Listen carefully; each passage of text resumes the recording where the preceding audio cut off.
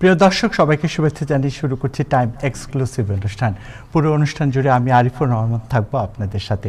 দর্শক, আজকে যে গুরুত্বপূর্ণ বিষয়গুলো আলোচনার মধ্যে থাকবে তার মধ্যে হলো যে রাশিয়া ইউক্রেন যুদ্ধের কথা কি আমরা ভুলে গেছি, কি অবস্থায় চলছে সেই যুদ্ধ, সেটা নিয়ে আমরা আলোচনা করব। এছাড়া আমরা আলোচনা করব ট্যাক্সের কিছু ইম্পর্টেন্ট বিষয় আছে সেগুলো নিয়ে। বাংলাদেশের সীমান্তে কি হচ্ছে, আমরা খবর পাচ্ছি 4টি সীমান্তে ভারত সরকার পুশ ইন করার চেষ্টা করছে, সে বিষয়টি আলোচনা থাকবে। এছাড়া নয়াদিল্লি বাংলাদেশ নিয়ে এক ধরনের মন্তব্য করেছে যে অবৈধ বাংলাদেশিদের ভারতে আর থাকা নয়, এ বিষয়টিও আমাদের আলোচনায় থাকবে। এছাড়া নিউ ইয়র্কে কিছু গুরুত্বপূর্ণ ছোটোখাটো কিছু বিষয় আছে, সেগুলো আমরা আলোচনায় রাখবো। আজকে আমাদের সাথে আছেন জনাব হাসান ফেরদৌস, মিয়া মোহাম্মদ আফজাল, পিয়া রহমান এবং ডাক্তার শাকিলা সুমু আমাদের সাথে থাকবেন। আর বরাবরের মতো নিউজ আপডেট জানাচ্ছেন জনাব নাজমুল হাসান। ধন্যবাদ আরিফ, এবং ধন্যবাদ টাইম টেলিভিশনের সকল দর্শক, শ্রোতা এবং প্যানেলিস্ট সবাইকে সালাম এবং শুভেচ্ছা। আশা করি আপনারা সবাই ভালো আছেন। আজ শুক্রবার, জুন মাসের 5 তারিখ। প্রেসিডেন্ট ট্রাম্প বলেছেন যে ইরানের নেতারা যুক্তরাষ্ট্রের সাথে চলমান সংঘাত অবসানের লক্ষ্যে এখনো কোনো চুক্তিতে পৌঁছননি, কারণ তারা শক্তিশালী ও আত্মমর্যাদাশীল। এই প্রথম প্রেসিডেন্ট ট্রাম্প ইরানকে শক্তিশালী এবং আত্মমর্যাদাশীল একটি রাষ্ট্র হিসেবে স্বীকার করে নিয়ে বলেছেন যে শেষ পর্যন্ত একটি চুক্তিতে পৌঁছানো ছাড়া তাদের আর কোনো বিকল্পও নেই। এনবিসি নিউজের মিট দ্য প্রেস অনুষ্ঠানের সঞ্চালক ক্রিস্টিয়ান ওয়েলকারকে তিনি বলেন যে তারা শক্তিশালী, অর্থাৎ ইরান শক্তিশালী, তারা আত্মমর্যাদাশীল, এমন অনেক কাজই তাদের করতে হবে যে তারা কখনো ভাবেননি যে তাদের করতে হবে। তাদের আর কোনো বিকল্পও নেই এবং এতে কিছুটা সময় লাগলেও লাগতে পারে, এমনটাই মন্তব্য করেছেন এনবিসি নিউজের সাংবাদিকের কাছে প্রেসিডেন্ট ট্রাম্প। এদিকে ইরানের সর্বোচ্চ নেতা মোস্তফা খামেনির সঙ্গে সাক্ষাৎ করার আগ্রহ প্রকাশ করেছেন প্রেসিডেন্ট ট্রাম্প। নিউ ইয়র্ক পোস্টের পড ফোর্স ওয়ান অনুষ্ঠানে এই মন্তব্য করে ট্রাম্প বলেন, আমি তার সঙ্গে দেখা করতে চাই। পরিস্থিতি কিভাবে এগোয় তার উপর নির্ভর করে, কোনো এক সময়ে আমাদের সম্ভবত সাক্ষাৎ হয়ে যাবে। যুক্তরাষ্ট্র ইরানের সম্পর্ক এবং চলমান কূটনৈতিক পরিস্থিতির মধ্যে ট্রাম্পের এই মন্তব্য নতুন করে আলোচনার জন্মই দিয়েছে। তবে সম্ভাব্য বৈঠক নিয়ে তিনি আর কোনো বিস্তারিত তথ্য দেননি।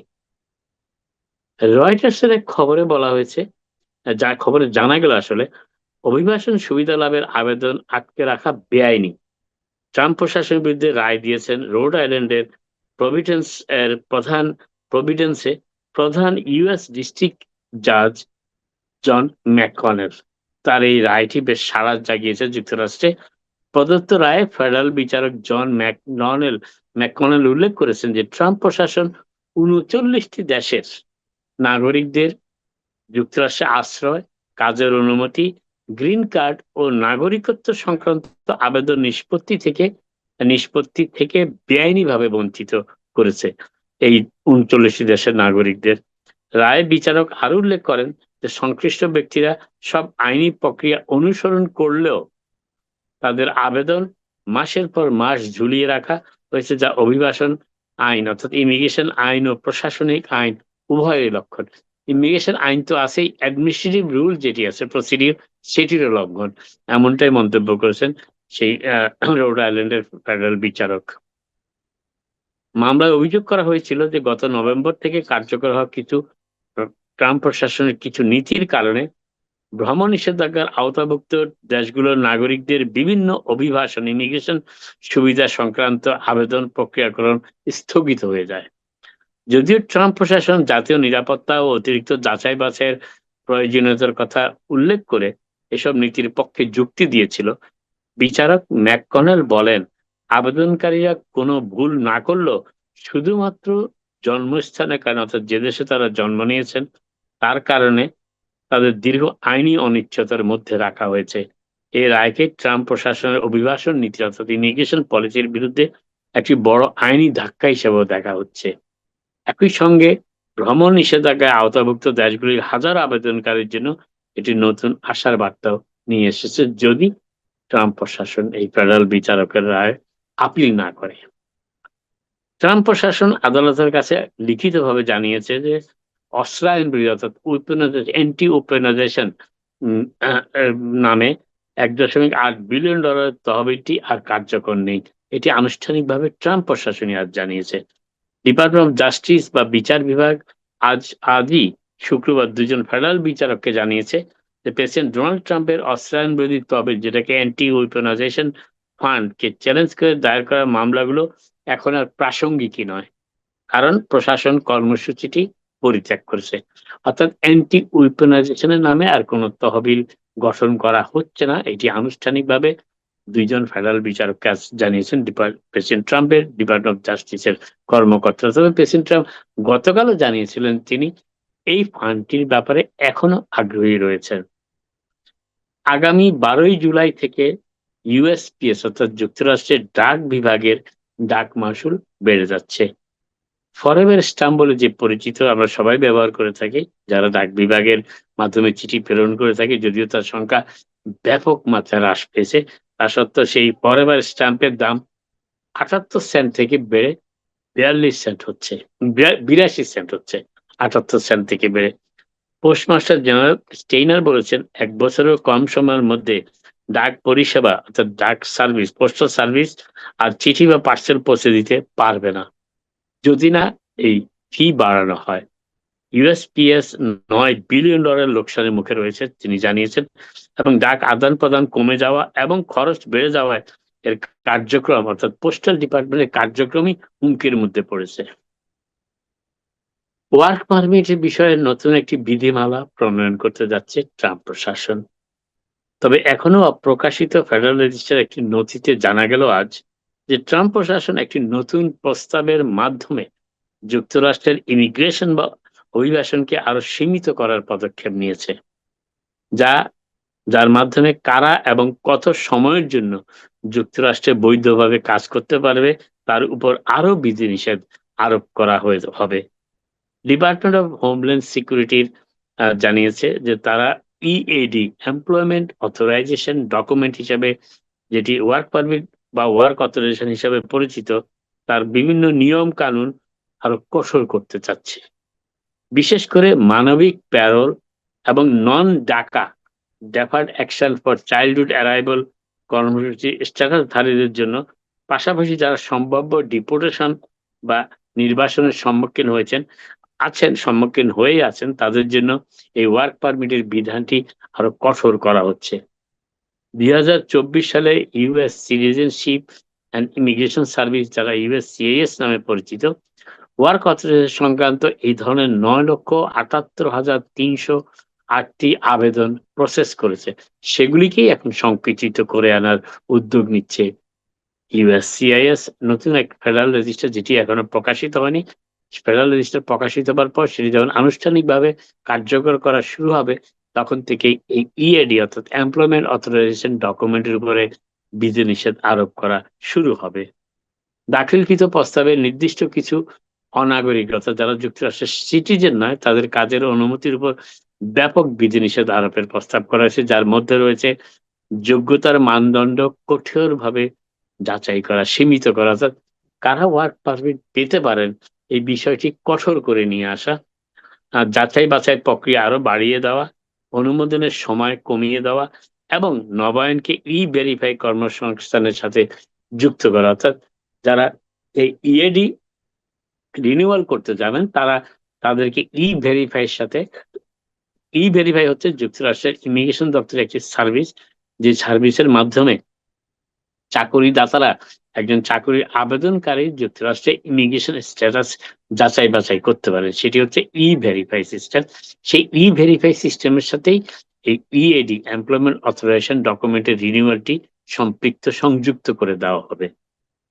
দাখিলকৃত নথিতে আরো বলা হয়েছে যে এর লক্ষ্য হলো অননুমোদিত ইমিগ্রেশনের জন্য প্রণোদনা অর্থাৎ সুযোগ কমানো, যুক্তরাষ্ট্রের কর্মী ও তাদের মজুরি বেতন সুরক্ষা করা এবং ইমিগ্রেশন আইন কঠোরভাবে কার্যকর করা হচ্ছে কিনা তা নিশ্চিত করা।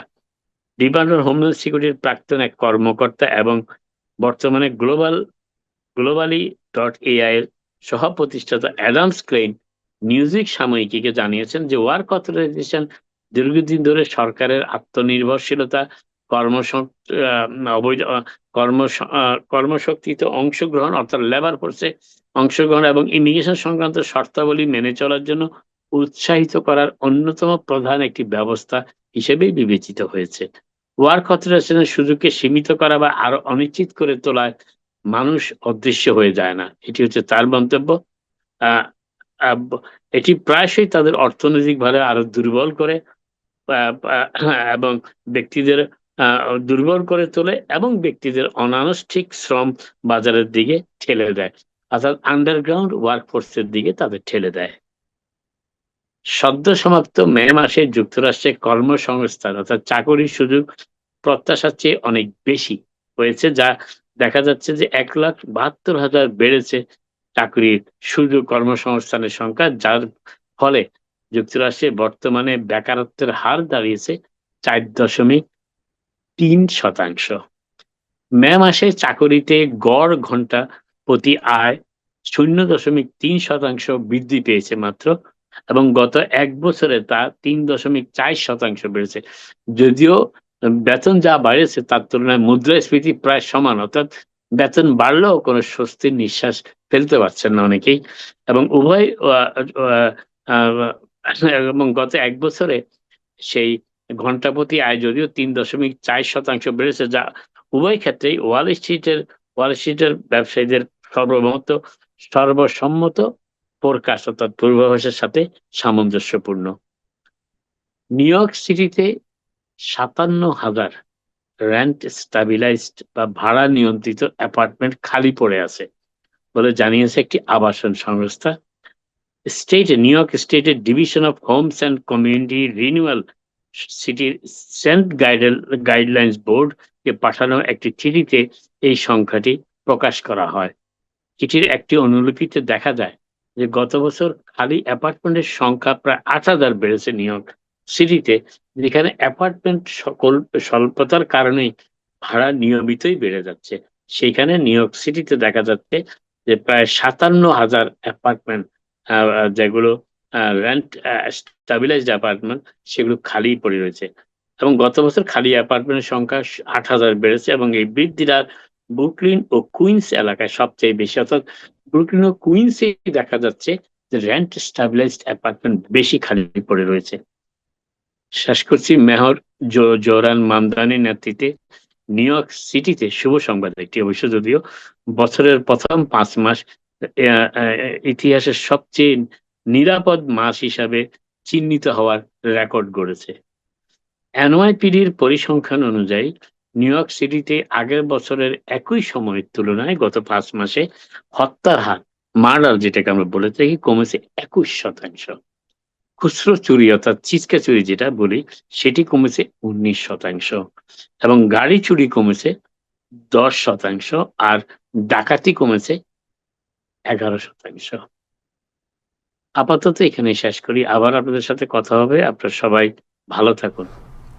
জনাব নাজমুল হাসান, আমাদের সঙ্গেই থাকুন। আমরা বাংলাদেশে একটি ভিডিও আমাদের কাছে এসেছে, যে ভিডিওটি ভাইরাল হয়েছে।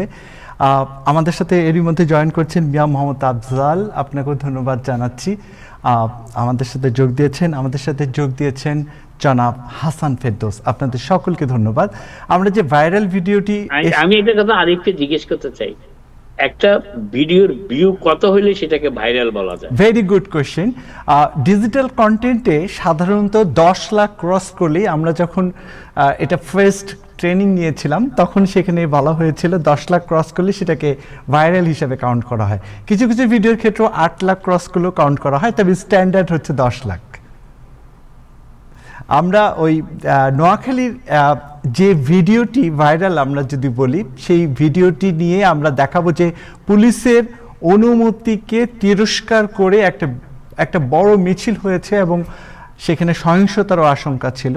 সেই মিছিলটি একটু দেখে আসি।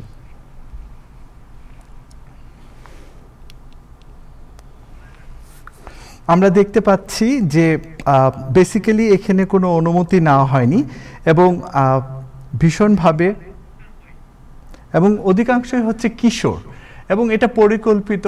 আমরা আমাদের সংবাদদাতাদের মাধ্যমে যেটা জানতে পেরেছি, এবং এখান থেকে বড় ধরনের সহিংসতার আশঙ্কা ছিল, এবং পুলিশ, আমরা লক্ষ্য করেছি যে পুলিশ ওই সময় নিষ্ক্রিয় ছিল, যদিও পুলিশের পক্ষ থেকে বলা হয়েছে যে আমরা কোনোভাবেই আমরা প্রত্যাশা করিনি যে এভাবে করে তারা মিছিল করবে, এবং আওয়ামী সমর্থিত এবং আওয়ামী লীগের স্লোগান দিয়েই এই মিছিলটি হয়েছিল।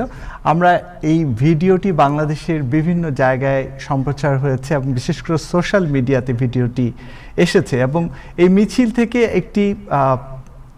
একটা বার্তা ছিল যে এভাবে সারা দেশেই মিছিল সামনের দিকে চলতে থাকবে পুলিশকে তিরস্কার করে। তো জনাব নাজমুল হাসান, আপনি আমাদের সাথে আছেন, এবং জনাব হাসান ফেরদৌস এবং মিয়া মোহাম্মদ আফজাল, আপনারা সবাই ভিডিওটি দেখলেন। এই বিষয় নিয়ে আপনারা কোনো কিছু মন্তব্য করবেন কিনা? জনাব হাসান ফেরদৌস, যারা এখানে আছেন, কোনো কিছু বলবেন কিনা? আরিফ, এই ভিডিও প্রমাণ করে যে বাংলাদেশে আওয়ামী লীগ মরে যায়নি। বাংলাদেশে আওয়ামী লীগ এখনো একটা পটেন্ট পলিটিক্যাল ফোর্স। বাংলাদেশে আওয়ামী লীগকে আইন করে নিষিদ্ধ করলে তা কার্যকর হবে না, এবং যতদিন পর্যন্ত আওয়ামী লীগকে রাজনৈতিকভাবে রিহ্যাবিলিটেট না করা হবে, পুনর্বাসন না করা হবে, এই কনফ্লিক্টটা, এই ফ্রিকশনটা, উত্তেজনাটা থেকেই যাবে। বলে আমাদেরকে একটা রিকনসিলিয়েশনের কথা ভাবতে হবে, কিভাবে আমরা আওয়ামী লীগের যারা অপরাধী নয় তাদের সঙ্গে সম্পর্ক পুনঃস্থাপন করতে পারি, সেই প্রক্রিয়াটা ভাবতে হবে, এবং ভাবার দায়িত্ব কিন্তু মূলত সরকারের। এবং আমরা লক্ষ্য করলাম যে এখানে কিশোর বয়সী যারা রাজনীতির সাথে কতটুকু ম্যাচিওর্ড আমরা বলতে পারি, যে তাদেরকে নামানো হলো, এবং পুলিশের ভূমিকাটা সেভাবে দেখলাম না। আপনি যা মন্তব্য করলেন, এই কিশোর বয়সীদের টার্গেট করা হচ্ছে, এটাকে আপনি কি? আরিফ, তুমি একটু আগে বলেছো ক্লিয়ারলি, এটা পেছন থেকে পয়সা দিয়ে হোক, অন্যরকম উৎকোচ দিয়ে হোক করা হয়েছে, এতে কোনো সন্দেহ নেই। সব মিছিলই আমরা জানি কম বেশি পেছন থেকে ফান্ডিং করা হয়, ফলে এখানেও তাই ঘটেছে বলে আমার ধারণা। আমি জানি না, আমি এর মাত্র ভিডিওটা এসছে, এর কোনো রকমের বিস্তারিত রিপোর্ট আমরা পড়িনি আমরা, কিন্তু ক্লিয়ারলি এটাকে অর্গানাইজ করা হয়েছে। এটা স্পন্টেনিয়াস না, স্বতঃস্ফূর্ত না, এটা পেছন থেকে অর্গানাইজ করা হয়েছে। এবং অর্গানাইজ করার মানেটা কি, যে বাহ্য তো মনে হয় আওয়ামী লীগ মরে গেছে, কিন্তু আওয়ামী লীগের একটা সংগঠন নীরবে হলেও, গোপনে হলেও সক্রিয় আছে। আপনি আমাদের সঙ্গেই থাকুন, আজকে অনেক বিষয় নিয়ে আপনার সাথে কথা বলার আছে। মিয়া মোহাম্মদ আফজাল, আপনি এই বিষয়ে কিছু বলবেন কিনা? আসসালামু আলাইকুম, সবাইকে শুভেচ্ছা। টাইম টেলিভিশনের অজস্র দর্শক শ্রোতা সবাইকে শুভেচ্ছা। আমি হাসান ফেরদৌস ভাইয়ের সাথেই একমত হয়ে আমি যেটা বলতে চাই, উনি যেটা বলছেন যে আওয়ামী লীগ তো ছিল, আওয়ামী লীগ একটা ছোট দল একেবারে ছিল, তারা তো ফুরিয়ে যায়। আর আওয়ামী লীগের সত্যিকার অর্থে সেটা হচ্ছে যে সবাই আওয়ামী লীগের অপরাধী না। এবং আমার কথা হচ্ছে যারা বিশেষ করে নিচের লেভেলে যারা আছে, আমাদের ওই যে যুদ্ধ অপরাধ ট্রাইব্যুনালের একটা আইন আছে, যে আপনার কি বলে সেটা, সুপ্রিম রেসপন্সিবিলিটি। তো যারা এই যে অপকর্মই বলেন, সন্ত্রাস বলেন, হত্যা যাই বলেন, তাদের দায় তো যারা সুপ্রিম কমান্ডার বা রেসপন্সিবিলিটি যাদের, তাদেরই ছিল। তো আমার কথা হচ্ছে যে একটা বাদ আপনি দিয়ে কতদূর আপনি আটকাতে পারবেন, সেটা আজও কালো যেটা ভেঙে যাবে। তো আমি যেটা বলতে চাচ্ছি সেটা হচ্ছে যে যুদ্ধ অপরাধ নামক যে একটা ট্রাইব্যুনাল আছে, এটা আমরা তত্ত্বাবধানে, এই যে ইন্টারিম গভর্নমেন্ট ছিল এই সময়, তার একটা অ্যাক্টিভিটি আমরা দেখতে পাচ্ছি। এখন কিন্তু এটা আছে কি নাই, না মরে গেছে, এটা আমরা জানি না। এটা উচিত ছিল যে এটা কন্টিনিউ করে, যদি যারা এই সুপ্রিম রেসপন্সিবিলিটির দায়ে যারা যারা অপরাধ করেছে তাদেরকে শাস্তি নিশ্চিত করে, যদি যারা ক্লিন আওয়ামী লীগ করছে বা আওয়ামী লীগের ভালো লোক আছে তাদেরকে যদি রাজনীতি করার সুযোগ দেওয়া হয়, তাহলে হয়তোবা এটা ভালো হবে। আমার মনে হয় সরকারের ব্যাপারে চিন্তা করে দেখতে পারে। শুধু দলটাকে পুরোপুরি বন্ধ করে দেওয়াটা আমি মনে করি এটা সমীচীন নয়। তবে যারা ক্লিন ইমেজের ভালো আওয়ামী লীগ আছে, তারা যাতে রাজনীতি দেশে করতে পারে এই সুযোগটা করে দেওয়া উচিত এবং দায়িত্ব সরকারের। আমি এ ব্যাপারে এইটুকুই বলতে চাই। আদারওয়াইজ এরকম বিচ্ছিন্ন ঘটনা এবং এটা চলতেই থাকবে এবং দেশ অশান্ত থাকবে, এরকম পরিকল্পনা আওয়ামী লীগের বাইরে যারা আছে, যারা দোষী আছে, তারাও কিন্তু উস্কানি দিচ্ছে স্পষ্টভাবে, এবং এদের কারণেই এটা হচ্ছে। এই জন্য আমি মনে করি যে যারা দোষী তাদেরকে থামাতে, এবং যারা ক্লিন ইমেজের আওয়ামী লীগ আছে তারা সরাসরি তো সবাই আর ইনভলভ এখানে ছিল না, সো তাদেরকে রাজনীতি করার সুযোগ করে দেওয়া উচিত, এবং এটা সরকারের দায়িত্ব। এইটুকু আমার বক্তব্য এর ব্যাপারে। আফজাল ভাই, আমি জি, add ধন্যবাদ। করি একটু, জি যে সমস্ত দেশে রাজনৈতিক সংঘাত ঘটে, মনে করা দক্ষিণ আফ্রিকা মনে করা যাক, রোয়ান্ডা মনে করা যাক, রোয়ান্ডাই বেস্ট এক্সাম্পল। রোয়ান্ডা দেখেছি আমরা একই দেশের দুটি গোত্র একে অপরের সঙ্গে যুদ্ধ করেছে, লক্ষ লোক লোক মারা গেছে, আমাদের সেই ঘটনা ঘটেনি, কিন্তু এই কনফ্লিক্ট আমার দেশে ঘটেছে। রোয়ান্ডায় দেখেছি আমরা যুদ্ধ শেষে, গৃহযুদ্ধ শেষে একটি প্রক্রিয়া তৈরি হয়েছে, রিকনসিলিয়েশন প্রক্রিয়া। কেমন?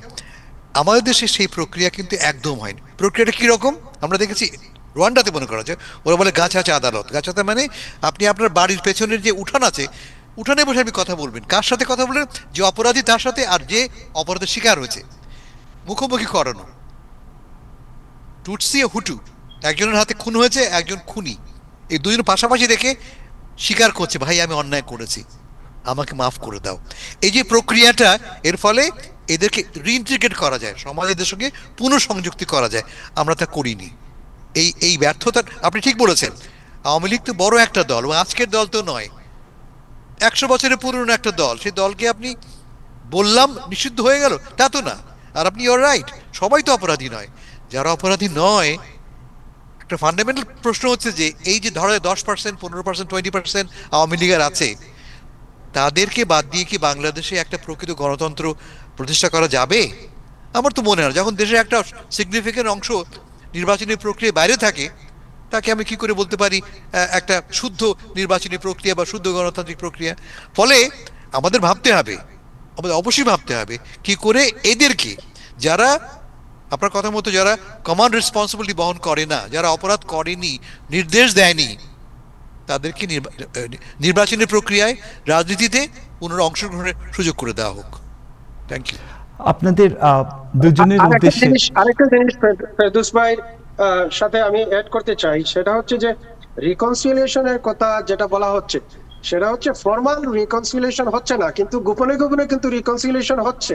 এই যে বিভিন্ন জায়গায় এখন আওয়ামী লীগের লোকজন মিছিল মিটিং করে তাদের অফিস খুলে, অথবা দেখা যাচ্ছে যে বিএনপি এবং জামাতের কর্মীরা আওয়ামী লীগের লোকের কাছে মার খাচ্ছে বিভিন্ন সময়। এর কারণ হচ্ছে যে গোপনে কিছু কিছু লোক জামাতের এবং বিএনপির, তারা কিন্তু আওয়ামী লীগের বিশেষ করে রুরাল এরিয়াতে তারা এদেরকে আশ্রয় প্রস্তুত দিচ্ছে। It's a kind of reconciliation. এটা তো হয়েই যাচ্ছে, এটা শুধু ফর্মাল করতে হবে আর কি। গভর্নমেন্ট যদি, যেটা আমরা বললাম যে সুপ্রিম রেসপন্সিবিলিটি যাদের আছে তাদের যদি শাস্তি দিয়ে দেয়, তাহলে বাকি এদেরকে ফর্মালি এবং সরকারিভাবে যদি রিকনসিলিয়েশন করে দেয়, তাহলে আমার মনে হয় এটা ভালো হয়, এবং আমার মনে হয় সরকার এটা ভেবে দেখবে এবং দেখা উচিত আর কি।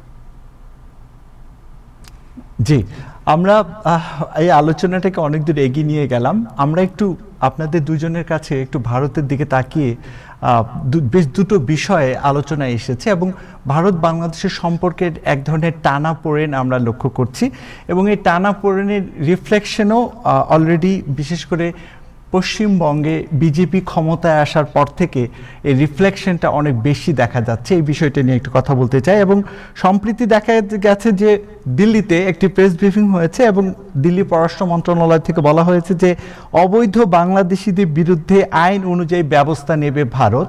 বিষয়টি বেশ আনুষ্ঠানিকভাবে ব্রিফিং করেছে। পাশাপাশি বাংলাদেশের 4টি সীমান্তে প্রায় নারী এবং শিশু সহ প্রায় 88 জনের মতো ভারত বাংলাদেশে পুশিন করার চেষ্টা করছে। এই যে দুটো খবর কিছুটা হলেও আন্তর্জাতিক মহলে এবং বাংলাদেশে ভারতে কিছুটা হলেও নিশ্চুপ উত্তাপ ছড়াচ্ছে, এবং বিষয়টিকে নিয়ে এক ধরনের ভাবনার জন্ম হয়েছে। তো জনাব হাসান ফেরদৌস, আপনি বিষয়টি নিয়ে কিছু বলবেন কিনা? তারপরে তো মোহাম্মদ আফজাল, আপনিও আছেন, আপনারা যদি এই বিষয়টি নিয়ে বলতেন। এটা নতুন ব্যাপার তো নয়, ভারতের সাথে এই পুশিন নিয়ে আমাদের বিবাদ আজ থেকে নয়, এবং এই কাঁটাতারের বেড়া দেওয়াটা ব্যাপারটাও আজকের নয়। এটা আমরা 80 দশক থেকে দেখে আসছি, যখন প্রথম 75 সালের পরে যখন বাংলাদেশের সঙ্গে ভারতের প্রথম সম্পর্কে চির ধরে, তারপর থেকে দেখেছি আমরা এই কাঁটাতারের বেড়া দেওয়ার উদ্যোগ। পশ্চিমবাংলায় বিজেপি ক্ষমতা আসার পরে এবং ক্ষমতা আসার আগে দেখেছি আমরা শুভেন্দু অধিকারী ওপেনলি বলেছে তিনি নিশ্চিত করবেন যে এই কাঁটাতারের বেড়া দেওয়ার জন্য হয় এবং তার জন্য জমি বরাদ্দ করা হয়। আইনটা হচ্ছে এরকম যে দুই দেশের মধ্যে 150 গজের মধ্যে কোনো রকমের স্থাপনা করা যাবে না, 150 গজ, কেমন? এবং ভারতীয় সীমান্তের ভেতরে তোমাকে কাঁটাতারের বেড়া দিতে হবে। যদি তুমি দাও, তুমি দিতে পারো, তোমার এটা আমরা আমেরিকা দিচ্ছি না, আমরা তো আমাদের সীমান্তের মধ্যে কাঁটাতারের বেড়া আমরা পার্মানেন্ট দেয়াল করে দিচ্ছি, বলে দেয়াল করাটা আমার অধিকার।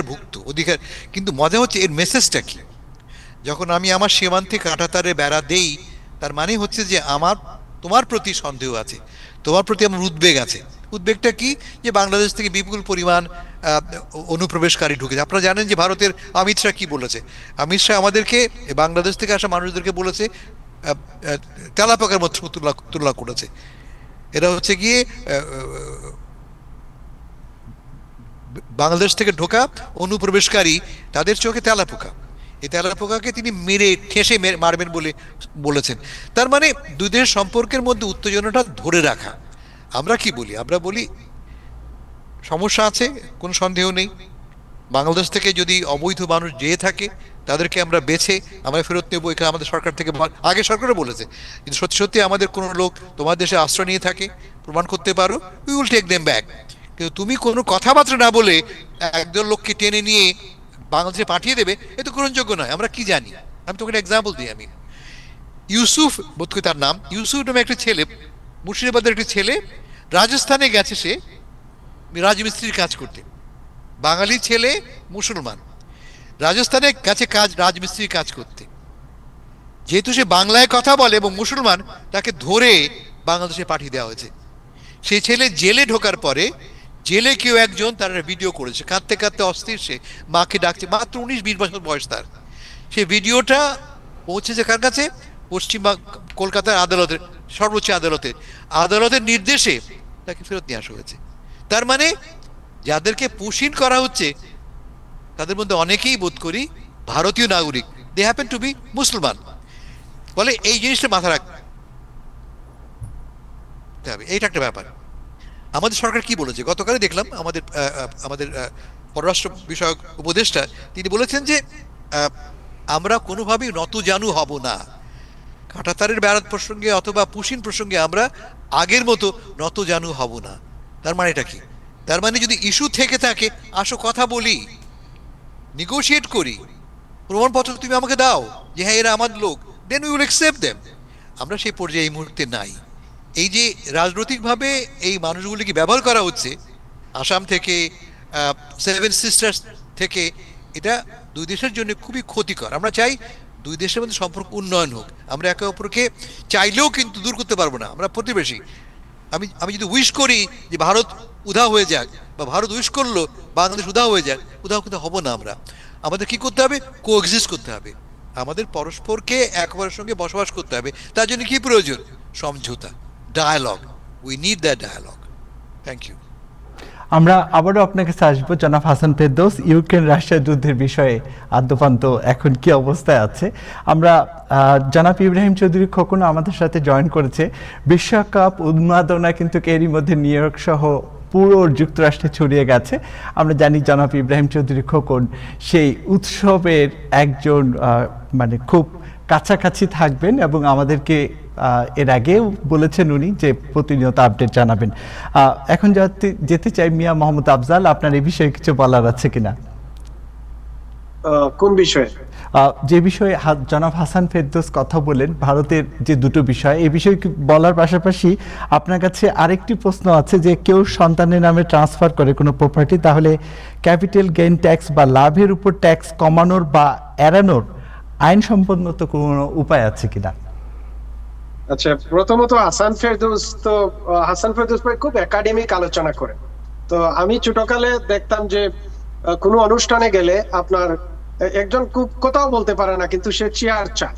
এখন তার কথা বলতে যখন দেয়া হয় তখন সে আসলে তো কিছু বলার নাই, তার সে জ্ঞানও নাই, তখন সে বলে যে আমার আগের বক্তা যা বলে গেছেন আমি এটাতেই একমত, এই বলে আমার বক্তব্য আমি শেষ করলাম। তো হাসান ফেরদৌস ভাই যখন কথা বলেন এভাবেই বলতে হয় যে হাসান ফেরদৌস ভাইয়ের সাথে একমত না হয়ে কোনো কিছু আর বলার নেই আর কি। তারপরেও একটি কথা বলতে চাই, সেটা হচ্ছে যে আপনার যেটা হাসান ভাই এখানে বললেন যে যদি বাংলাদেশের কোনো মানুষ যদি অবৈধভাবে যদি কোনো অনুপ্রবেশ করে থাকে, সেটার সমাধান এরকম নাই যে বর্ডারে আইনা ধাক্কা মেরে বাংলাদেশে ফেলে দেয়। দুইটা সরকারের ভিতরে ডায়ালগ হতে পারে। যদি আমাদের সত্যিকার অর্থে যদি আমাদের দেশি লোক যদি ওখানে অনুপ্রবেশ করে থাকে, তাহলে বাংলাদেশ সরকারকে তারা বুঝাবে, বাংলাদেশ সরকার নিয়ে আসবে।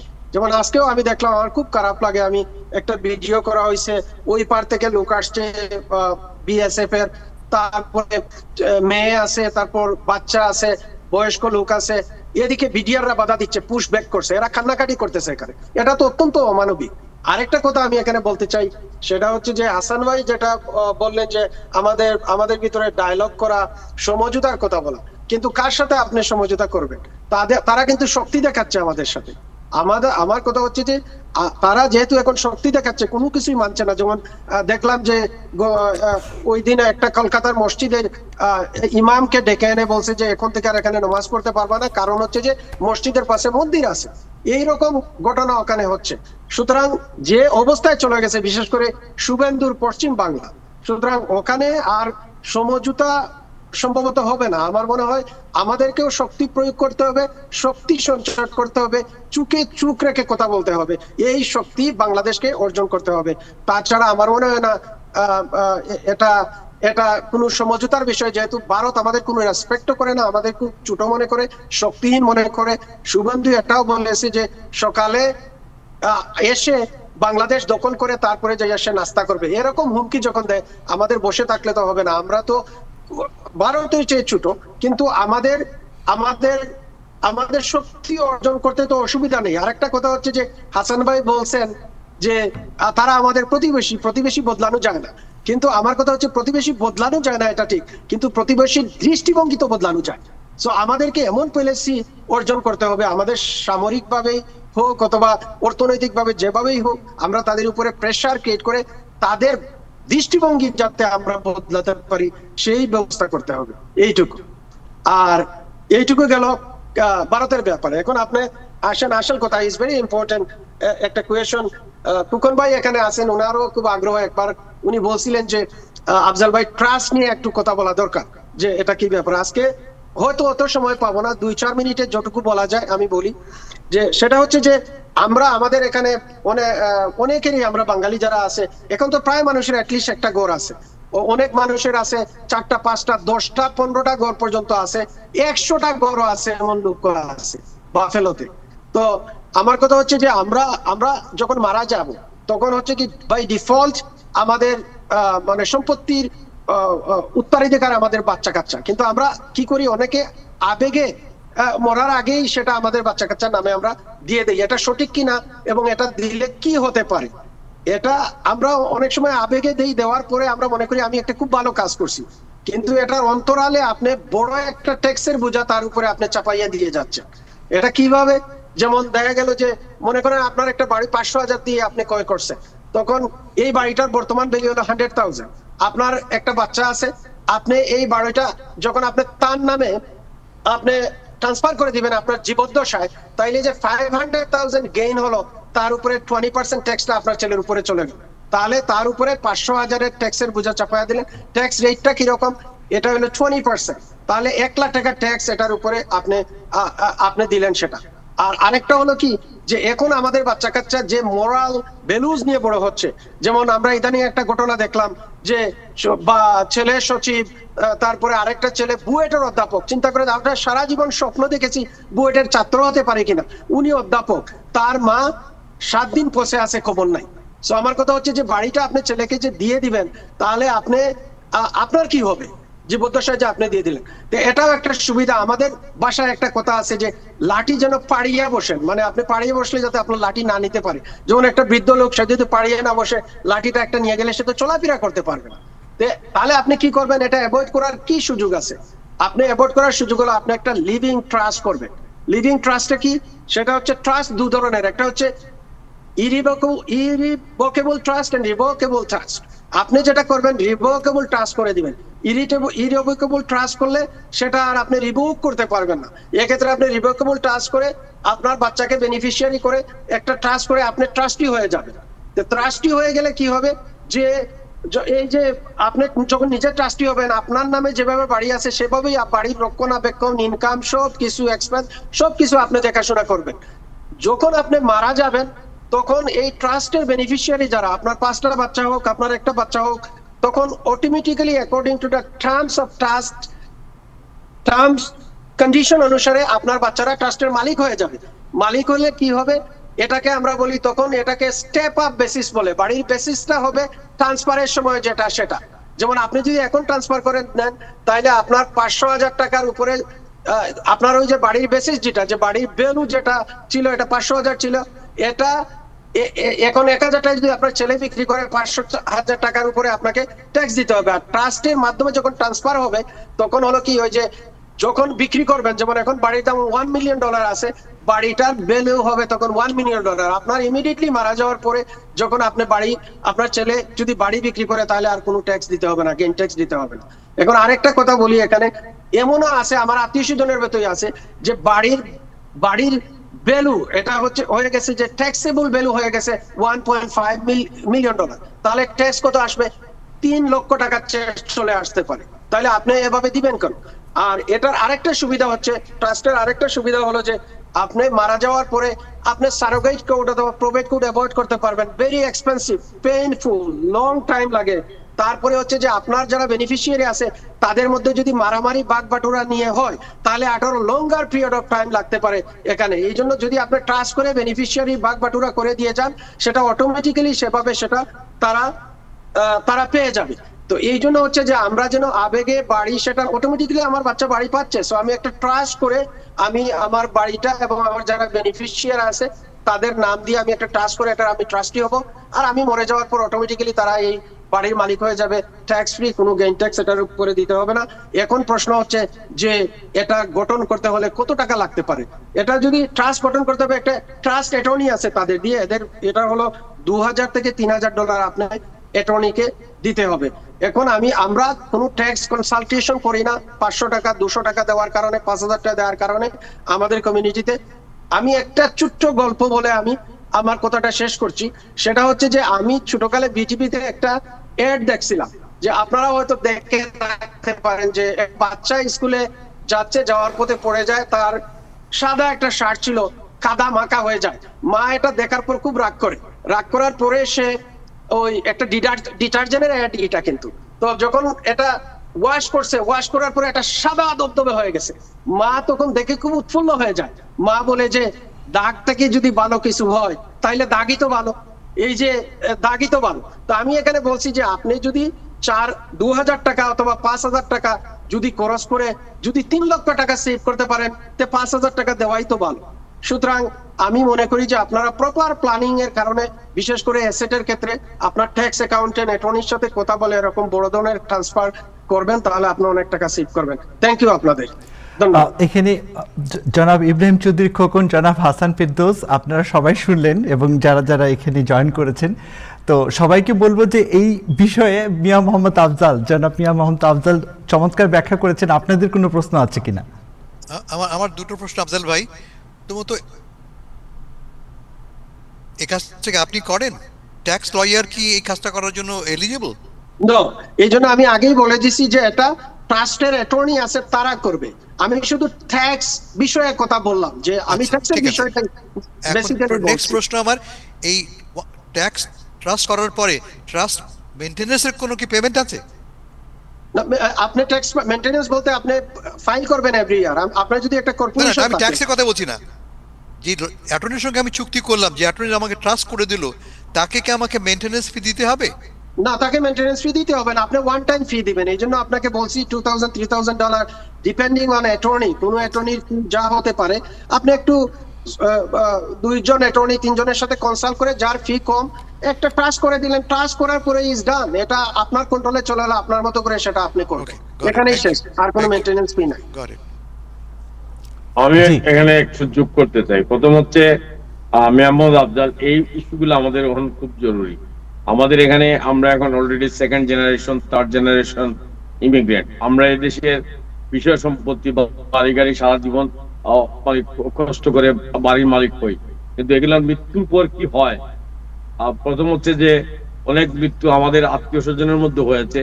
আপনি মৃত্যুর পরে যদি আপনার কোনো উইল না থাকে, তাইলে এটা কোথায় যাচ্ছে, এবং আপনার উত্তরাধিকার যারা আপনার ছেলে মেয়ে যারাই থাকবেন, স্ত্রী থাকবেন, তারা পাইতে পাইতে যে কতদিন লাগে, এবং এটা শেষে দেখা যাবে আপনি $1 মিলিয়ন বাড়ি রেখে গেছেন, আপনার উইলও আছে, তারপরেও এটা ট্যাক্স দিয়ে এটার বিভিন্ন স্টেটের বিভিন্ন ঝামেলা শেষ করে আপনার 3, 4, 5, 10 বছরেও কোনো শুরু হয় না।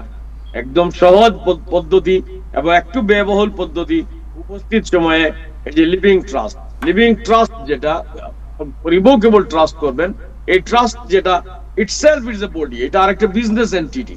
মানে হাসান ভাই যেটা বলে, আমি একজনকে ব্যবসা দিয়ে একজন অ্যাটর্নিকে এলএলসি খোলার জন্য যে প্রক্রিয়াটা, ওই প্রক্রিয়াই এটা একটু ব্যয়বহুল, তার জন্য আরেকটু অফিসিয়াল ওয়ার্ক করতে হয়। অ্যাটর্নিরা $3,000 থেকে $5,000 নেন। তিনি একটি ট্রাস্ট করবেন, ট্রাস্ট ইটসেলফ এন এন্টিটি। ওই ট্রাস্টের আমি মেম্বার, আমি ট্রাস্ট ওন করব, আমি ট্রাস্টি থাকবো, ওই ট্রাস্টের মেম্বার থাকবে আমার সাথে যারা যারা, সেখানে আমি হাসান ফেরদৌস, মোহাম্মদ আফজালও মেম্বার করতে পারি। আমি আমার মৃত্যুর পর ওই ট্রাস্টের মেম্বাররা ওই ট্রাস্টের মালিক হবে। এটা এই কাজ করে গেলে অনেক বিষয়ই মানে এই জটিলতা থেকে এই দেশের বিভিন্ন স্টেটের ল, ফেডারেল ল, এইসব থেকে বাঁচা যায়। তো আমি মনে করি আমাদের যারা এই বিষয়ে চিন্তা করেন, যারা আমাদের ঘরবাড়ি আছে, তারা এই ব্যাপারে একটা দ্রুত চিন্তা করা উচিত। অনেকে হেলাফেলা করেন না। আপনার মৃত্যু কোন দিন আসবে আপনি তো জানেন না। আপনি একসময় ডিসেবল হয়ে যাবেন, আপনি এক সময় এমন হইতে পারে আপনি কিছু করতে পারতেছেন না, আপনি কাজও করতে পারতেছেন না, কথাও বলতে পারতেছেন না। It is a very important role, এবং এটা খুব বেশি ব্যয়বহুল না। যারা একটা বাড়ির মালিক তারা এই রিভোকেবল ট্রাস্ট করে এই ব্যবস্থাটা যদি যান, আমি মনে করি আমাদের কমিউনিটির লোকজন উপকৃত হবেন, এবং এটা আমাদের সবার জন্য জরুরি। থ্যাংক ইউ আফজাল ভাই, এবং এটার জন্য সর্বত্রই সব জায়গায় আমি একটু ভেরি ইম্পর্টেন্ট ইস্যু, আমি আরেকটা জিনিস এড করতে চাই, ভুলে গেছিলাম ইব্রাহিম ভাইয়ের সাথে। সেটা হচ্ছে আপনি এখানে উইলের প্রশ্ন নিয়ে আসছেন। উইল এবং ট্রাস্ট, উইল করলে যেটা হয়, উইলকে you have to go through a surrogate or probate code again.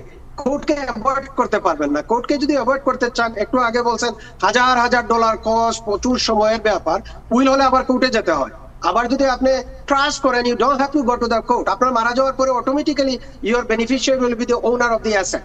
এটা হচ্ছে যখন আপনার কমপ্লেক্স ট্যাক্স ইস্যুস থাকে, অ্যাসেট থাকে, $1 মিলিয়ন থাকে, এক্ষেত্রে ট্রাস্ট করা দরকার। আরেকটা জিনিস, ট্রাস্ট ছাড়া আরেকটা সহজ পথ আছে, আমি বলে দিই এক কথায়, যে যদি আপনার শুধু একটা ঘর থাকে, আর যদি দেখা যায় যে ওই ঘরটাই আপনার সন্তানদেরকে আপনি দিতে চান, ট্রাস্টও করতে চান না, উইলও করতে চান না, কিন্তু আপনি জীবিত অবস্থায় যদি আপনি ট্রান্সফার করে দেন, কিন্তু ওটার উপরে গেইন ট্যাক্স দিতে হবে 20%। এটা অ্যাভয়েড করার আরেক সুযোগ আছে। যদি আপনার গেইন 500 এর নিচে যদি হয়, এবং এটা যদি আপনার প্রাইমারি হাউস হয়, তাইলে, এবং আপনি যদি ম্যারিড হন, তাইলে আপনি এটা গেইন ট্যাক্স 500,000 পর্যন্ত এক্সাম করা যায়। তাহলে আপনি কি করবেন? আপনি বিক্রি করে দিবেন আপনার এই ঘরটা। বিক্রি করে দিলে 500, এখন দেখা গেল যে আপনার 1 মিলিয়নের ঘর, আপনার বেসিস ছিল 500, আপনি 1 মিলিয়ন বিক্রি করছেন, 500,000 আপনার গেইন হয়েছে, তাইলে আপনার কোনো ট্যাক্স দিতে হচ্ছে না। তাহলে পুরো টাকাটা আপনার পকেটে আসলো, তারপরে নতুন একটা বাড়ি কিনে আপনাদের বাচ্চাদের দিয়ে দিতে পারেন। এটা শুধুমাত্র হচ্ছে যে এই যদি একটা বাড়ি হয়। আর ট্রাস্টের ক্ষেত্রে আরেকটা কথা বলি, শুধু একটা বাড়ি না, আপনার 100টা বাড়ি থাকলে একই ট্রাস্টের ভিতরে ঢুকাইয়া দিয়া আপনি ম্যানেজ করতে পারবেন, আপনি ট্রাস্টি হয়ে সেটা ম্যানেজ করতে পারবেন।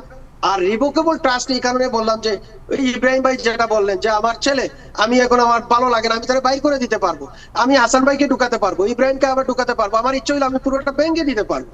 এই জন্য খেয়াল রাখতে হবে যে আমি যেন রিভোকেবল ট্রাস্ট করি, নট ইরেভোকেবল। এই কথাটা আমার অ্যাটর্নিকে বলতে হবে যে ভাই এটা রিভোকেবল করে দেন। আর ইরেভোকেবল করে দিলে আপনি কোনো কিছু করতে পারবেন না, তখন এটা পার্মানেন্ট হয়ে গেল। এইটুকু, থ্যাংক ইউ। ধন্যবাদ আপনাদেরকে। আমরা এরই মধ্যে জনাব শাহাব আহমেদ এবং ডাক্তার শাকিলা শিমু আপনারা জয়েন করেছেন। শাহাব ভাই সবসময় ইন্স্যুরেন্স কেন্দ্রিক এবং বিভিন্ন ধরনের তথ্য দিয়ে এই অনুষ্ঠানকে সমৃদ্ধ করে। আমরা আপনাদের কাছে খুব শীঘ্রই আসছি এবং ফিফা বিশ্বকাপ নিয়েও জনাব ইব্রাহিম চৌধুরী খোকন কথা বলবেন। তার আগে একটু জনাব হাসান ফেরদৌস আপনার কাছে যেতে চাই যে ইউক্রেন রাশিয়া যুদ্ধের কথা কি আমরা ভুলে গেলাম? কি অবস্থা চলছে সেখানে, দর্শকদেরকে কি জানাবেন?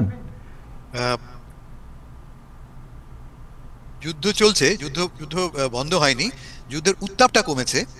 আর যেহেতু ইরান যুদ্ধ চলছে, সবার অ্যাটেনশন এখন ইরান যুদ্ধের উপরে। তদুপরি আমাদের প্রেসিডেন্ট ডোনাল্ড ট্রাম্প সাহেব এখন আর ইউক্রেন যুদ্ধ নিয়ে অতটা এনগেজ নন। তিনি আমাদেরকে জানিয়েছিলেন যে ক্ষমতা গ্রহণের একদিনের মধ্যে তিনি শান্তি এনে দেবেন, তা তিনি পারেননি। এবং তিনি না পুতিন না জেলেনস্কি কার উপরে তিনি তার পুরোপুরি প্রভাব প্রয়োগ করতে পারেননি, ফলে তিনি এক ধরনের হতাশায় ভুগছেন। মিনওয়াইল যেটা ঘটেছে, সিগনিফিক্যান্ট ডেভেলপমেন্ট হচ্ছে যে আমরা ভেবেছিলাম অনেকটা ইরানের মতোই যে আমরা যাব, ধ্বংস করব, দখল করব। রাশিয়া ভেবেছিল বড় যে 2 সপ্তাহ লাগবে যুদ্ধ, সেই 2 সপ্তাহ যুদ্ধ দেখো 4 বছরে পড়লো। কেমন? দ্বিতীয় বিশ্বযুদ্ধের চেয়ে বেশি সময় ধরে রাশিয়া যুদ্ধ করছে ইউক্রেনের সাথে, এবং ইতিমধ্যে তাদের প্রায় 1 মিলিয়ন লোক তারা হারিয়েছে, অলমোস্ট 1 মিলিয়ন, 10 লক্ষ মানুষ হতাহত হয়েছে, কমপক্ষে 5 লক্ষ লোক বা মেবি ইভেন মোর দেন 5 লক্ষ মারা গেছে। আরও ইন্টারেস্টিং ব্যাপার যে এই যুদ্ধে কিন্তু অন্যান্য দেশ থেকেও মানুষ আসে, যুক্ত হচ্ছে, বাংলাদেশ থেকে। বাংলাদেশের ছেলেপেলেরা কাজ পাওয়ার উদ্দেশ্যে গেছে রাশিয়াতে, তারা তাকে যুদ্ধে ঢুকিয়ে দিচ্ছে এবং মারাও গেছে। গত সপ্তাহে একজন তার লাশ আমরা পেয়েছি। আমরা যেটা ঘটেছে গুণগতভাবে এই যুদ্ধে, তা হচ্ছে যে আগে যুদ্ধ যেমন ছিল মুখোমুখি সমর, এই আসছে রাশিয়ান সোলজার, ওই আসছে Ukraine soldier.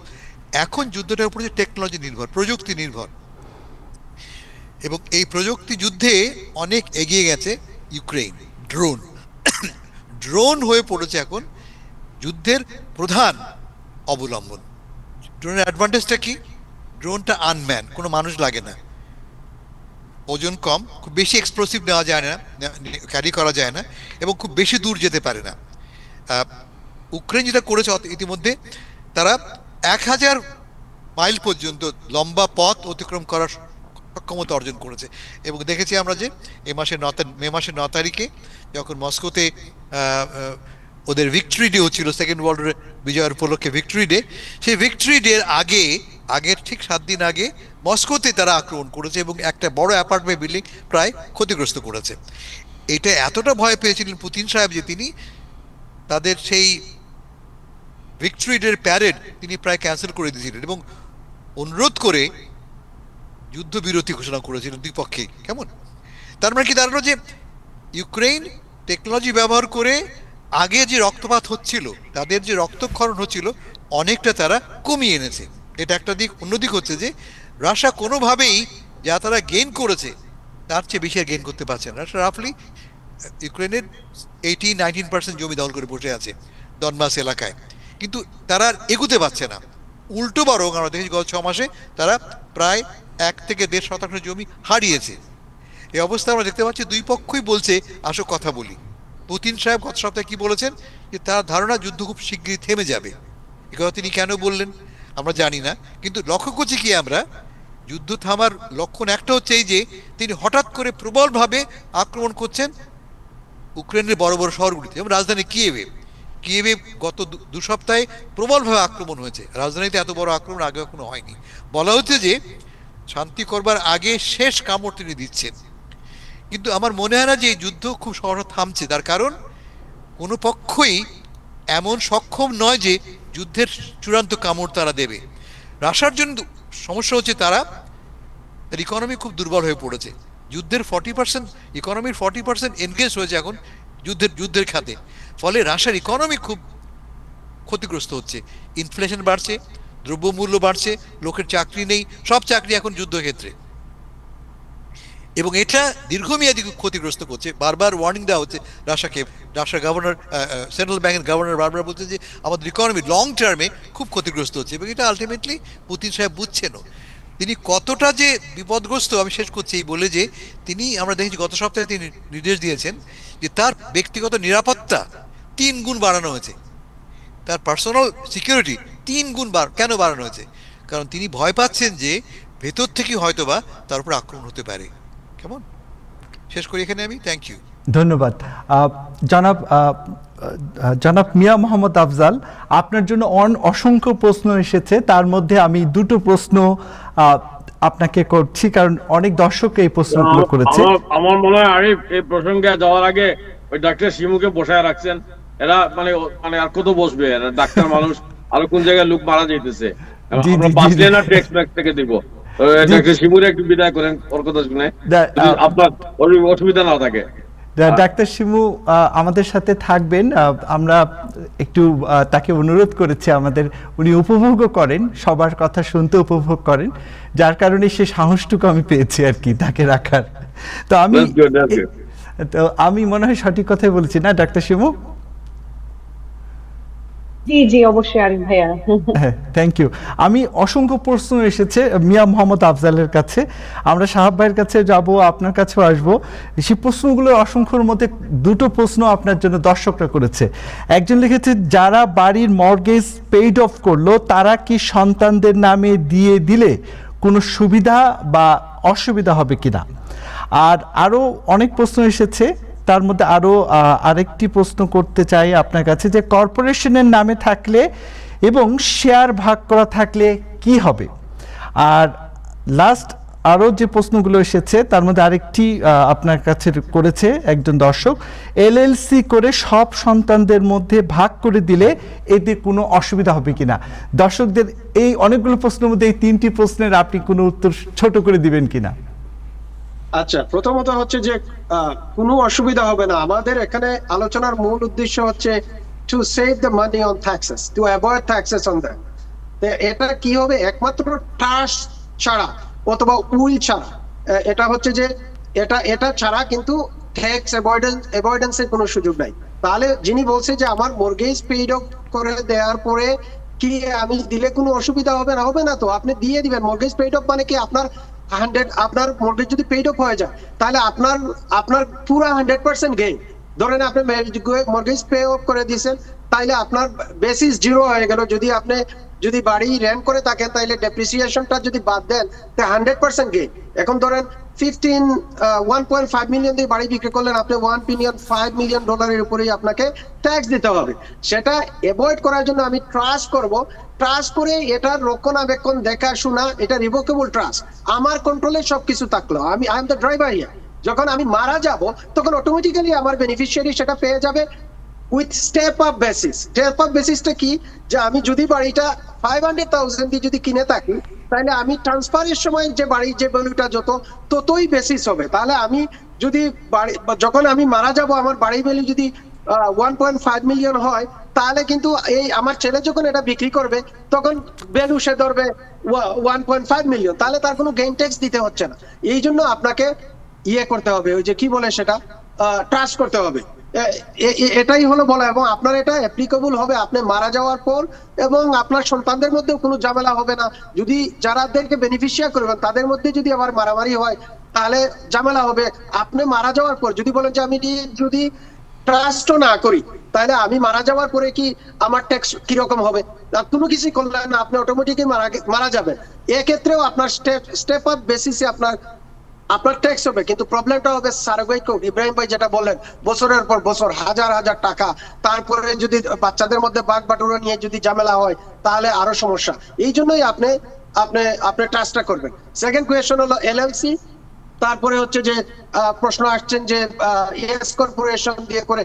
Corporation is totally different, is an living entity, meaning একজন লিভিং পার্সনের মতো একটা কর্পোরেশন। সো আপনি যখন কর্পোরেশনে অ্যাসেট বিক্রি করবেন, তাহলে কর্পোরেশনে অ্যাসেট বিক্রি করার পরে আপনার যদি বেনিফিশিয়ারি এখানে যারাই থাকে, এস কর্পোরেশন অথবা এলএলসি, তাহলে তারা সবাই কিন্তু তারা ওই গেইনের উপরে, যদি এটা কর্পোরেশন হয় 20% ট্যাক্স দিতে হবে, 20 or 21% খুব সম্ভবত কর্পোরেশন ট্যাক্স এখন এটা। আর যদি আপনি এটা এলএলসি হয় তাহলে এলএলসি মেম্বারদের উপরে যদি 300,000 হয়, 3 জন যদি মেম্বার থাকে 300,000 টাকার উপরে তারা গেইন ট্যাক্স দিতে হবে তাদের পার্সোনাল রিটার্নের সাথে। To avoid the tax is the only way to form a living trust. That's it. আমার মনে হয় 3টা প্রশ্ন কভার করছি আর কি। ধন্যবাদ আপনাকে। আরো অনেক প্রশ্ন আছে, তার মধ্যে 3টি আমাদের কাছে গুরুত্বপূর্ণ মনে হয়েছে, এই জন্য করেছি। এবার ডাক্তার সাহেব বসে আছেন, ওনাকে একটু সুযোগ দেওয়া হোক, আমরা শুনি ওনার কথা। ডাক্তার শাকিলা শিমু, যে বিষয়টি আপনার সাথে খুবই আলোচনার মধ্যে সব সময় থাকে, সেটা হচ্ছে যে শক্তিশালী ব্যথানাশক ওষুধের আসক্তি, মানসিক স্বাস্থ্য সমস্যা এবং মাদকাসক্তি। এখন অনেক বড় একটা জনস্বাস্থ্য সংকট, এটা আমরা বিভিন্ন প্রতিবেদনে এসেছে। তো ডাক্তার হিসেবে আপনি কি মনে করেন, এবং ওষুধ দিয়ে কি এই সমস্যা সমাধান সম্ভব কিনা? ভালো একটি প্রশ্ন।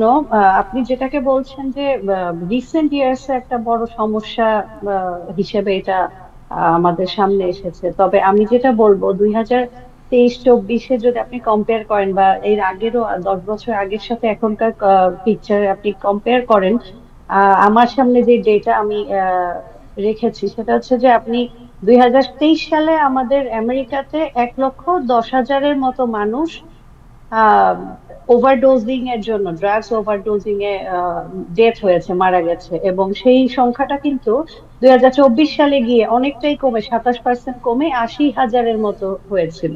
তো এবং এটা এক্সপেক্টেডলি আমাদের 25-26 সালে কিন্তু আরো কমে যাওয়ার কথা, কারণ এখন ডাক্তারও অনেক সচেতন ড্রাগ ওভারডোজের ব্যাপারে, বিশেষ করে এগুলো তো প্রেসক্রিপশন ওভারডোজ। আপনি যেটা মিন করছেন সেটা হচ্ছে আপনার অক্সিকোডন বা এই জাতীয় ওষুধপত্র, ফেন্টানিল বা মরফিন এই ধরনের, তো এগুলা কিন্তু প্রেসক্রিপশন ছাড়া পাওয়া যায় না। আর আমেরিকাতে আপনার ইলেকট্রনিক হেলথ রেকর্ডস এর যে সিস্টেমটা গত 1 দশক ধরে সুন্দরভাবে মেনটেন হচ্ছে, সেটা কিন্তু আগে ছিল না। আগে প্রেসক্রিপশন ড্রাগ গুলো ওভার ইউজ করা আরো সহজ ছিল। হুম। তো এখন আস্তে আস্তে কিন্তু এটা অনেকটা কন্ট্রোলে আসছে। তার মানে এই না যে 80,000 একটা বড় সংখ্যা, এটা খুব ছোট সংখ্যা আমি বলবো না, বাট এটা আগের থেকে সংখ্যাটা কমে আসছে এবং সচেতনতাটা বৃদ্ধি পেয়েছে। ধন্যবাদ আপনাকে। আপনার কাছে আবারও আসবো। জনাব শাহাব আহমেদ, আপনি সবসময় অনেক গুরুত্বপূর্ণ তথ্য দিয়েই এই অনুষ্ঠানকে সমৃদ্ধ করেন। এখন মেডিকেটের অবস্থাটা কি, বা আপনার কাছে নতুন কোনো তথ্য আছে কিনা যেটা দিয়ে দর্শকরা উপকৃত হবে? না, আমি প্রথম ওই যে ডক্টর শাকিলা যেটা বললেন পেইন মেডিসিন কিন্তু যদি কেউ ইমার্জেন্সি রুম অথবা কোনো অপারেশনের পরে ওনারা যখন কন্ট্রোল ড্রাগ লেখে, বিশেষ করে অক্সিকোডন আরও ওই ধরনের কোনো ওষুধ, tramadol, pharmacy maximum we could dispense for 7 days supply initially একবার দুইবার পরে, তখন ওনারা এটা যদি একটা মেইনটেনেন্স ড্রাগ হয়, ক্রনিক কোনো পেশেন্ট থাকে, তখন 30 days ইন্স্যুরেন্স কোম্পানি এবং আমরা করতে পারি। আমরা সাধারণত অ্যাভয়েড করি ফার্মেসি, কারণ হলো কি আমরা যখন একটা পেশেন্টের জন্য বেশি এই সমস্ত ক্লাস 2 ড্রাগ যেটা বলে এই কন্ট্রোল ড্রাগ ডিসপেন্স করি, অটোমেটিক্যালি আমাদের এটা ফ্ল্যাগ হয় এবং ডিএর কাছে চলে যায় আমরা কতটা কিনতেছি, কোন এলাকায়, কোন জিপ কোডে।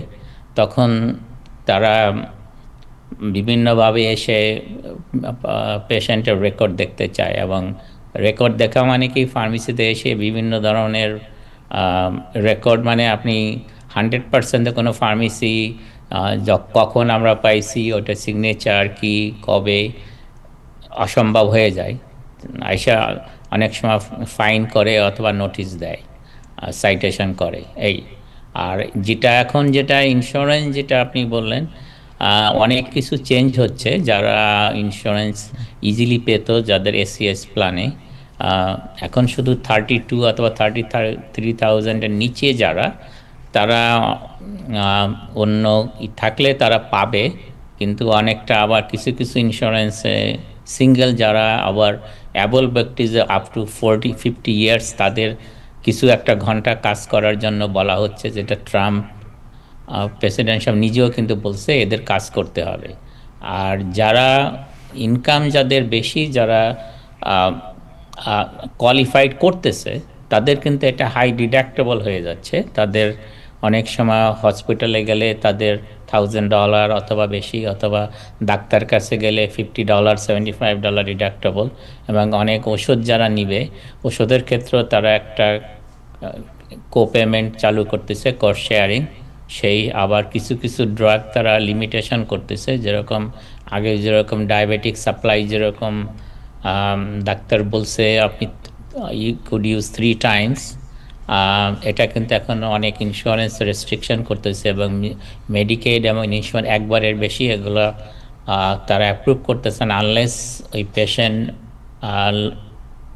ইনসুলিন ইউজ করতেছে, তাছাড়া কিন্তু দিচ্ছে না এই সমস্ত সাপ্লাইগুলি।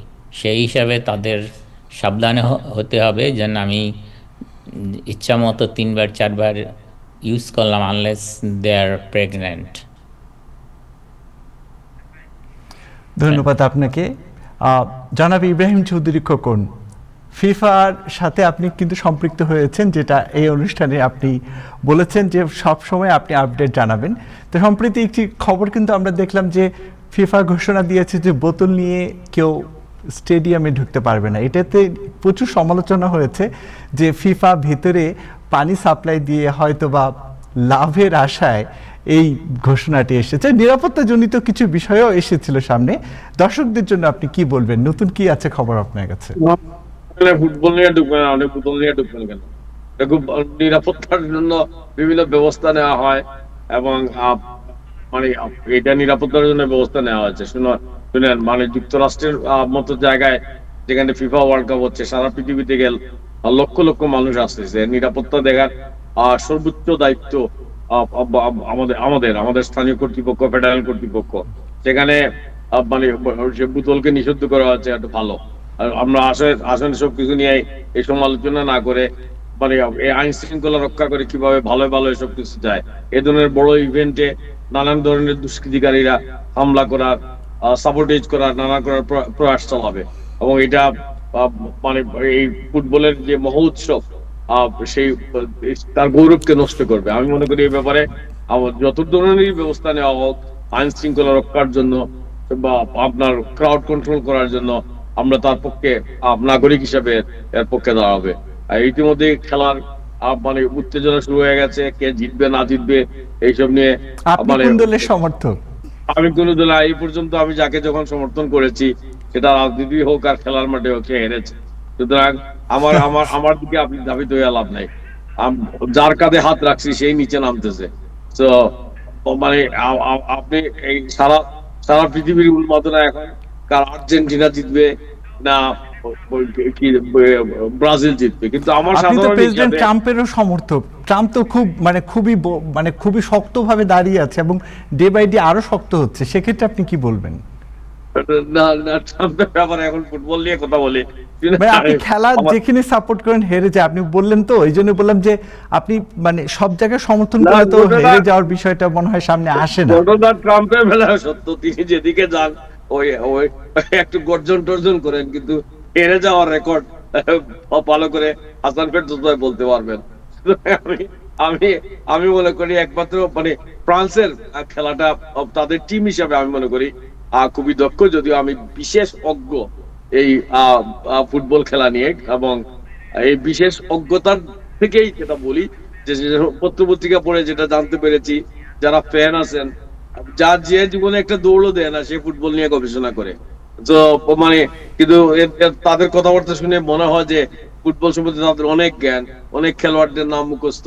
তো এদের কাছ থেকে জানা মতে যেটা, যে আমি মনে করি যে মানে ফ্রান্স একটা শক্ত টিম, সেখানে কি এমবাপে, গ্রিজম্যান, দোম্বেলে এই সমস্ত নাম এসেছে এবং তাদের খেলার মানে স্টাইল নাকি অনেক বেশি। আর্জেন্টিনা, মেসি মানে 38 পেরোনো মানুষ, এই মেসির নামলেই আর্জেন্টিনা খেলা জিতে যাবে, এই ধরনের একটা আওয়াজ সর্বত্র। এবং এটা তার নিশ্চয়ই শেষ খেলা, মানে আর ওয়ার্ল্ড কাপে তিনি কখনো আসতে পারবেন না। পর্তুগালের রোনালদো, আন্তর্জাতিকভাবে ফুটবলের ক্রেজ, এইবার বিশ্বকাপের মধ্য দিয়ে আবার নতুন রোনালদো, মেসি কারা বেরিয়ে আসেন আমরা সেটা দেখি, আমরা ফুটবলের উত্তেজনা ভোগ করি। আপাতত আমার বাসা থেকে আগে মনে করেছিলাম যে স্টেডিয়াম পর্যন্ত আমাদের ট্রান্সপোর্টেশন দেবে, তার কোনো শুরু হয় নাই। এই দুশ্চিন্তা আমি কেমনে রাখি, মানে এখন মানে পাবলিক ট্রান্সপোর্ট ইউজ করে মানে ফিফার কাজে যেতে হবে, এই যাত্রাটা কেমন হবে আই হ্যাভ নো আইডিয়া। হয়তো আমাদের হাসান ভাইয়ের বাসায় রাত্রি যাপন করতে হবে। অনেক ধন্যবাদ। যে হাসান ভাই আপনাকে ইঙ্গিত করে কিন্তু অনেক কিছু বললো ইব্রাহিম চৌধুরী খোকন ভাই, আপনি কিছু বলবেন কিনা? তারপর আমরা ইব্রাহিম ভাই আপনি একটা টাওয়ার বানাই নেন, টাওয়ারের উপর থেকে দেখবেন। আমি তো কাজ করবো, দেখলে তো হবে না। একটা প্রশ্ন করতে চাই, আপনার উৎকণ্ঠাকে আরো একটু বাড়িয়ে দিতে চাই। আমরা সব সময় একসাথে হাসি কান্না সুখ দুঃখ শেয়ার করি, বসিয়ে, আপনি খুব আপনজন আমাদের। তো আপনি যেহেতু অফিসিয়ালি ফিফার সাথে ইনভলভ হয়ে গেছেন, সেই সুবাদে আপনার মাধ্যমে কি আমরা কোনো ফ্রি টিকেট পেতে পারি কিনা? আপনার তো একদম। ট্রান্সপোর্টেশনের কথা নিয়ে আপনি উৎকণ্ঠায় আছেন, আপনার উৎকণ্ঠাটা আর একটু বাড়াইয়া দিই আর কি। আরে কি মনে হয়? নিষ্ঠুর সত্যটা হলো যে আমি যদি খেলার ওইখানে থাকি, মানে খেলার দেখার দিকে আপনি চোখ দিতে পারবেন না, আপনি কাজে থাকবেন। তো মানে এটা হলো প্রথম যে উৎসাহ আমার ছিল, মানে আমি ফিফার অনেক জিনিসপত্র গিফট হিসাবে পাবো, কিন্তু মানে ওই খেলা দেখারও কোনো সুযোগ নাই। ওখানে আপনাকে খেলা দেখার জন্য তারা হায়ার করে নাই, বা অন্যান্য ইভেন্টে আপনি যেখানে যাবেন আপনার একটা ডিউটি ওই কাজটাই করতে হবে। তো বাট এটা একটা বড় ইভেন্টের সাথে যুক্ত হওয়ার আনন্দ ছাড়া এই কাজগুলো বেশ কষ্টের, এবং যেহেতু এটি আমেরিকা হচ্ছে, আমেরিকান স্ট্যান্ডার্ড, নানান ব্যাকগ্রাউন্ড চেক, প্রত্যেকটা জায়গায় একাধিক মানুষের উপস্থিতি, এটা একটা নতুন কাজের অভিজ্ঞতা। এবং আমি মনে করি যে আহ, এই এই এই খেলার সময়টা আগামী 2 মাস নিউ ইয়র্ক, নিউ জার্সি একটা উত্তপ্ত অবস্থায় থাকবে। কত মানুষের জোয়ার যে নামতেছে, কোনো হোটেলে জায়গা নাই, এবং মানুষ যে মানে ফুটবল নিয়ে এত বেশি উন্মাদনা মানুষের, মানে আমেরিকা থেকে যারা যারা আমরা উত্তর আমেরিকা থাকি, আমাদের কোনো ধারণাই নাই। আমরা অনেকদিন যারা দেশ ছেড়েছি, আমরা তো আমাদের মতো ফুটবল যুদ্ধের পরে আমাদের ফুটবল কেনারও পয়সা ছিল না। আমরা ওই যে জাম্বুরা নামে একটা জিনিস দিয়ে খেলতাম। ক্রিকেট এগুলো 80-র দশকে বাংলাদেশে জনপ্রিয় হয়েছে। আমাদের মতো ক্রিকেট ওইগুলো বড় লোকদের, মানে ওই ঢাকার বা নগর কেন্দ্রের একটা দুইটা কলেজে ক্রিকেট খেলা হইতো। 80-র দশকে বাংলাদেশে ক্রিকেট হয়েছে, কিন্তু মানে এই ফুটবল যেটা, মানে এটা সারা পৃথিবীতে জনপ্রিয়, এবং বাংলাদেশের মানুষ বিশেষ করে, বাংলাদেশের তো কোনো পত্র পত্রিকা, কোনো সংবাদ মাধ্যম নাই যে এই ফুটবলের জিকিরে যোগ দিচ্ছে না। সুতরাং এখন আমরা ফুটবল নিয়ে মেতে থাকি। জি, অনেক ধন্যবাদ আপনাকে। জি আপনি ইব্রাহিম ভাই, আপনি খুব চতুর মানুষ। আপনি সরাসরি আমার প্রশ্নের কোনো উত্তর দেন নাই। যেহেতু ফাইনালটা খুব সম্ভবত আপনার স্টেটে হবে, টিকিট না জি, দিতে 19 পারলে তারিখ। প্লিজ আমাদেরকে বলেন যে ফাইনালে আমার বাসায় 1 কাপ চা খেয়ে যাবেন আপনি। এই কথা তো বলতে পারেন। আমার বাসায় যদি আপনি আসতে পারেন ওই দিন, মানে চা কেন, আপনি মানে যা চাইবেন খাওয়াবো।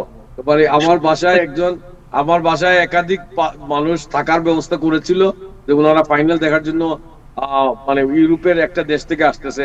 পরে আমার বাসা থেকে ওই জায়গা 35 মাইলস পার, ওখানে কেমনে যাবে এই ব্যবস্থাটা এখনো করে নাই, তো করতে পারে নাই।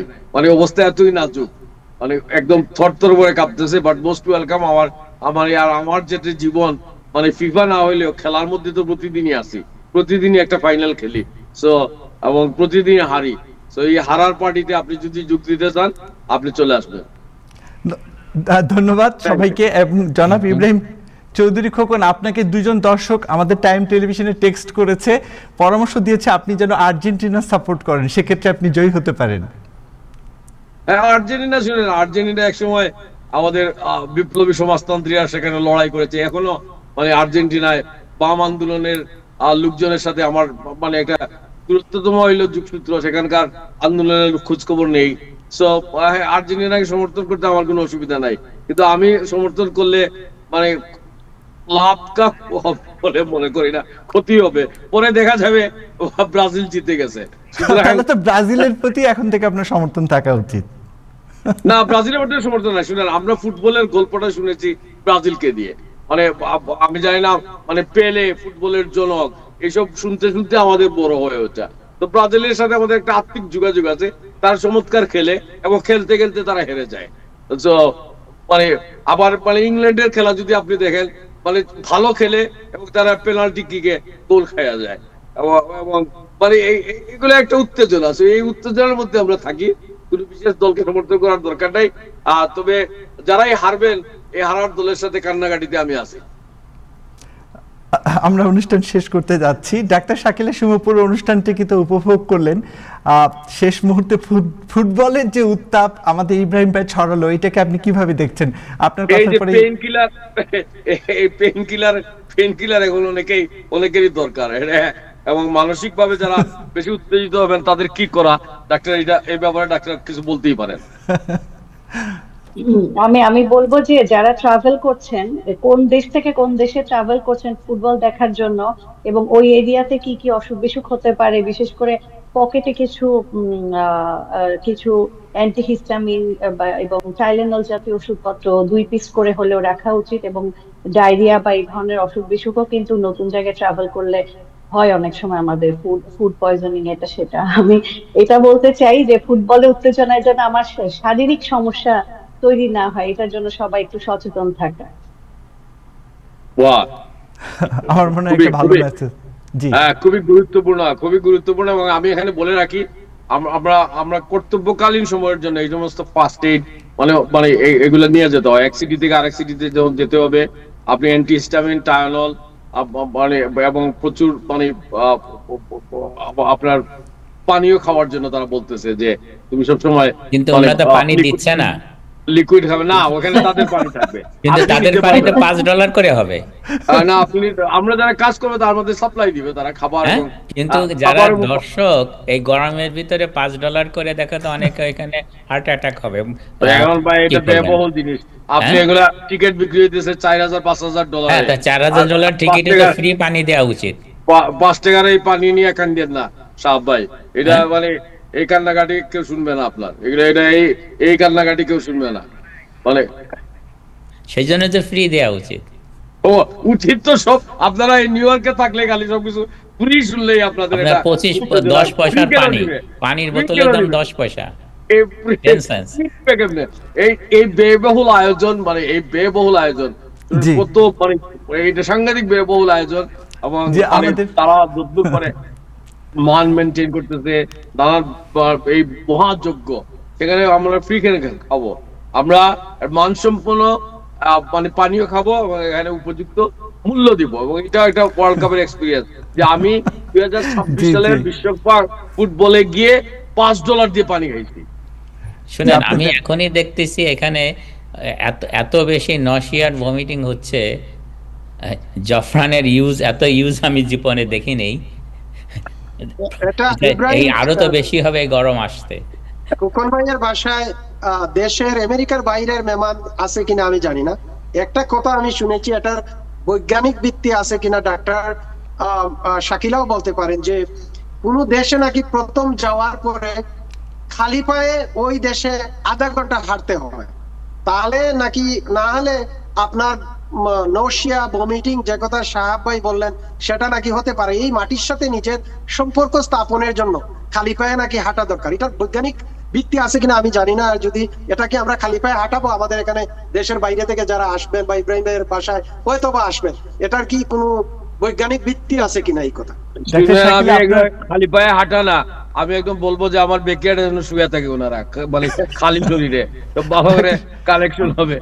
আমি আফজাল ভাই আমি যে- যেটা বলতে চাই, এখন আপনি আফজাল মাটি ভাই যে কোথায় প্রশ্নটা পাবেন? করেছে ডাক্তার শাকিলের এরপর উত্তর দেওয়ার পরে আমাদের না, অনুষ্ঠান এটা- শেষ করতে হবে। এটা তো ইব্রাহিম ভাই বলেই দিলেন যে ওনার বেকিয়ার্ডে তো মাটি আছে, উনি সুতরাং ওখানে হাঁটতে পারেন। না, শোনেন, আমি একটা জিনিস আপনাদের অ্যাড করতে চাই। বাইরের থেকে যারা আসতেছে তাদের যদি ঔষধ যদি শেষ হয়ে যায়, তাদের কাছে ওই কান্ট্রির যদি প্রেসক্রিপশনের বোতল যদি থাকে, তখন কিন্তু এখানকার ফার্মেসি তাদের emergency prescription, if it is not a control drug, regular blood pressure, ডায়াবেটিসের ওষুধগুলো এখান থেকে কিন্তু ফিল করতে পারে। নট দ্য ইন্স্যুরেন্স, ক্যাশ কিনে। এটা কিন্তু নিউ ইয়র্ক স্টেটের ল আছে। ওকে, এটা ভেরি গুড। কিন্তু একটা Good to করতে know. পারে। জি, ডাক্তার শাকিল, আপনার কাছে একটি প্রশ্ন রেখেছিল মিয়া আফজাল ভাই, আপনি যদি এটার উত্তর দিতেন, তারপর আমরা অনুষ্ঠানটি একটু শেষ করতে চাই। তো এইটার কোনো বৈজ্ঞানিক ভিত্তি আসলে আছে কিনা আমাকে একটু পড়াশোনা করে আরেক সময় এসে উত্তর দিতে হবে। তবে আমি যেটা বলবো, এখনকার এই রোদের মধ্যে মাটিতে না হেঁটে বরঞ্চ পা ঢেকে হাত ঢেকে যতটুকু সেফ থাকা যায়, হাইড্রেটেড থাকা যায়, ওইটাই ভালো। এই গরমের মধ্যে আমরা ওইসব চিন্তা ভাবনায় না যাই। এখন তো অনেক আধুনিক ব্যাপার স্যাপার আছে। আপনি 3D মুভিতে চলে যান, ওখানে দেখবেন আপনার অটোমেটিকই মাটির ফিল, সব রকম ফিল দিয়ে দিবে। তো এটাই আমি বলতে পারি। জি। তো ঠিক আছে, অনেক অনেক সুন্দর একটা অনুষ্ঠান হলো, আমি খুবই উপভোগ করেছি। সবাই ভালো থাকবেন। জি, আপনাদের সকলকেই ধন্যবাদ। জনাব ইব্রাহিম চৌধুরী খোকন, সাহাব ভাই, মিয়া মোহাম্মদ আফজাল এবং ডাক্তার শাকিলা সুমু, জনাব হাসান ফেরদৌস, সকলকে ধন্যবাদ জানাচ্ছি এবং সকলকে ধন্যবাদ জানিয়ে আজকের অনুষ্ঠান আমি শেষ করছি। সবাই ভালো থাকুন, সুস্থ থাকুন, টাইম টেলিভিশনের সঙ্গে থাকুন। কাল দেখা হবে রাত 9টায় টাইম এক্সক্লুসিভে। আজ এ পর্যন্তই।